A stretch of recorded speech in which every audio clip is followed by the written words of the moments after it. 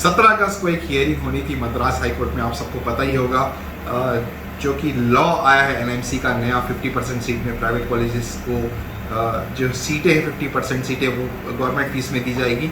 तो ये 17 अगस्त को हियरिंग होनी थी, आप सबको पता चल ही गया होगा कि क्या हुआ उस दिन 17 अगस्त को कोर्ट में। विस्तार रूप से मैं बताना चाहूँगा कि आखिर क्या सुनवाई हुई, क्या तर्क रखे गए और उसका क्या निर्णय आया इस वीडियो में।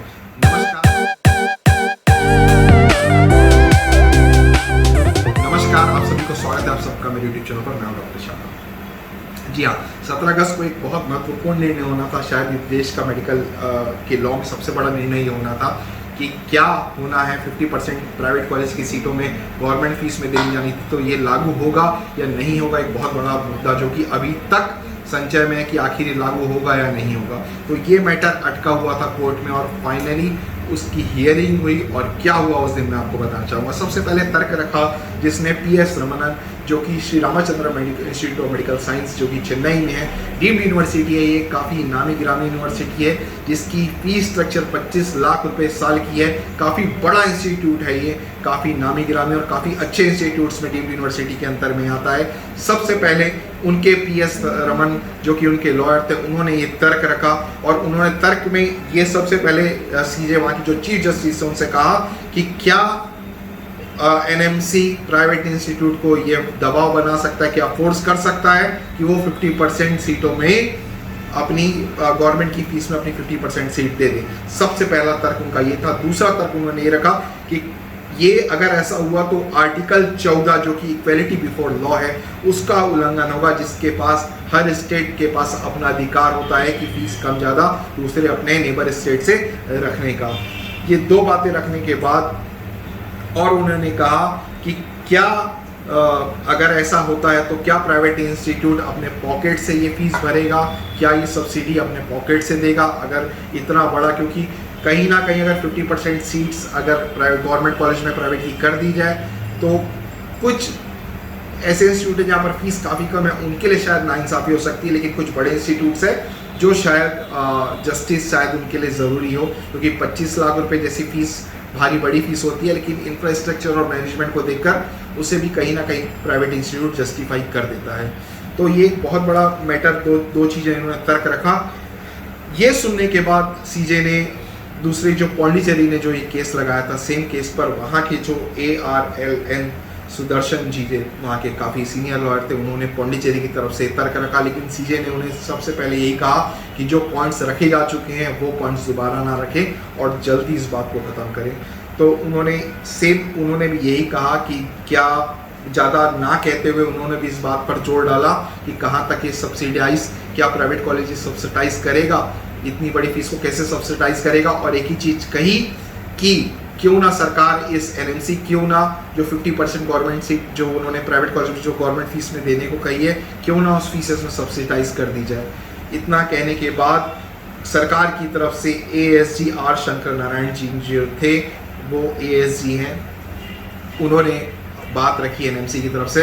उन्होंने मॉडर्न डेंटल कॉलेज MP में एक मॉडर्न डेंटल कॉलेज है, मॉडर्न डेंटल कॉलेज इंदौर में था, उस पर उसके जजमेंट को सामने रखते हुए उसके अगेंस्ट में ये कहने को कहा कि देखिए जो प्राइवेट इंस्टीट्यूट्स हैं उनको नॉन प्रॉफिटेबल यानी कि ना प्रॉफिट ना लॉस के आधार पर चलाने के लिए सरकार ने परमिशन दी है।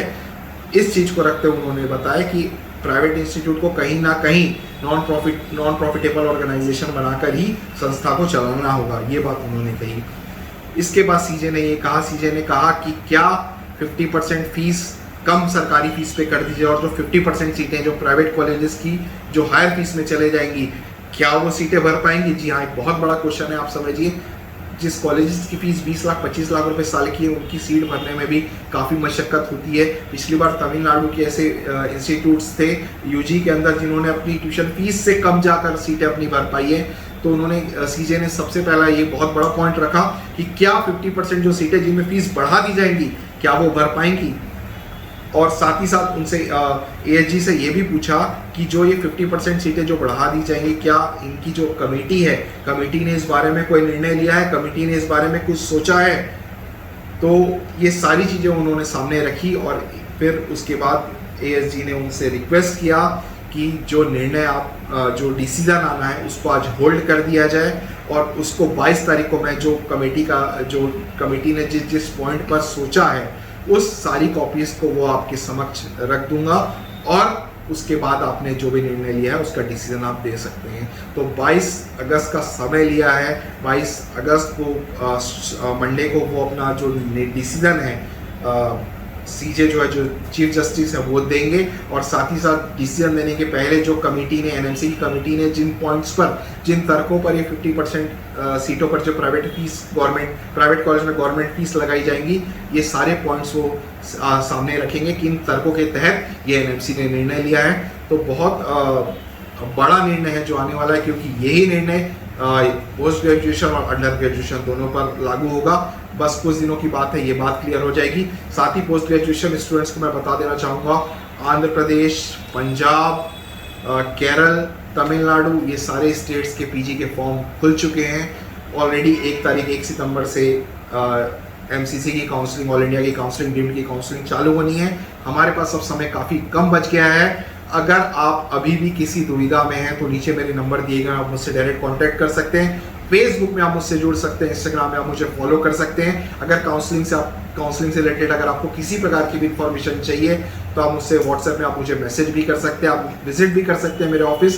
मैं आपको बता देना चाहूँगा, हम फॉर्म भरने से लेकर एडमिशन कॉलेज जाने तक सारे रिस्पॉन्सिबिलिटी स्टूडेंट्स की लेते हैं। अगर आपको ऐसी किसी प्रकार की सर्विसेज चाहिए तो ज़रूर हमसे संपर्क करें। अगले वीडियो में आपके लिए बहुत इंपॉर्टेंट वीडियो लाने वाला हूँ। इस चैनल को ज़रूर से सब्सक्राइब करिए, ताकि ऐसी बहुत सारी महत्वपूर्ण जानकारियाँ मैं आप तक इस चैनल के माध्यम से लाता रहूँगा। धन्यवाद।